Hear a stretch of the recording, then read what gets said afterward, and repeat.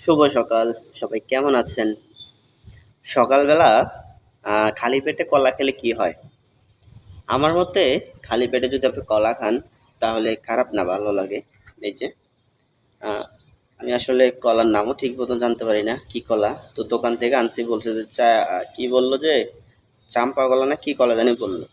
তো খালি পেটে আসলে কলাটা যদি খান উপকার হবে, আমার মতো হবে। এখন ডাক্তাররা কি বলে সেটা অবশ্যই জানাবেন কমেন্টে।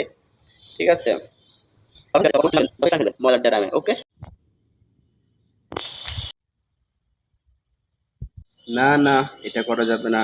যেখানে সেখানে ময়লা ফেলানো যাবে না।